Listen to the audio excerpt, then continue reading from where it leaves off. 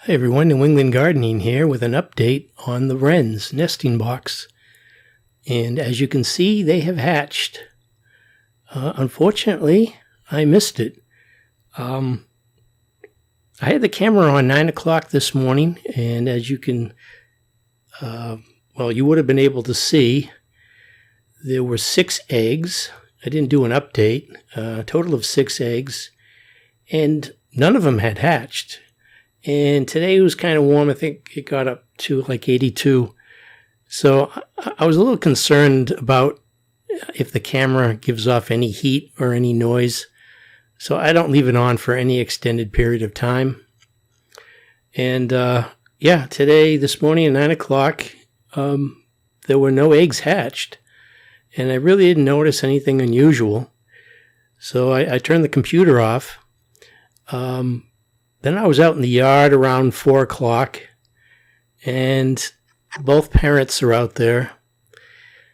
And I noticed I thought I saw something in the beak of the wren going into the nest box, sort of like a white, moth or something like that. And I said, gee, I wonder if they have mouths to feed. So I went in the house, turned on the computer, and lo and behold, 5 of the eggs hatched. I guess they pretty much hatch simultaneously, although the eggs are laid over a course or over a period of a couple of days. There's one left, and I'm sure by tomorrow that one will probably be hatched also. So, yeah, I missed it. I guess it's always next year. But I should have researched. I didn't even think about it. I really wasn't concerned about seeing that. But now that it's passed, it would have been interesting. I don't know how quickly they hatch or whether or not, she could be sitting on the eggs while they're hatching.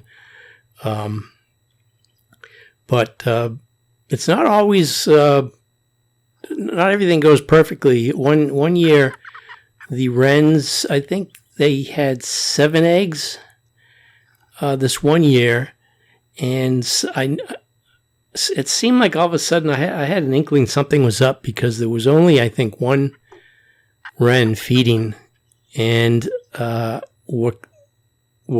initial thing that I noticed that I thought there was a problem was that the wren was not sitting on the nest at night and would not go into the box. And then one by one they died. And I noticed there was a lot of things crawling around. I don't know if you can see.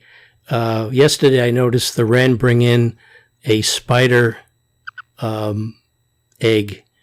The spiders have these little balls of silk that have eggs in them, and wrens bring in these spider eggs, cocoons, to hatch, to feed on mites, I guess, in the nest, to keep down on pests. But when they were down, that year they were down to the one, they had all died. The wren can't physically remove those bodies, so I thought I'd help out and remove them one by one. But then at the last minute, I went to the pet store to get some mite spray I thought about it, and I said, gee, let me get some mite spray. But by the time I got back, the last one had died too.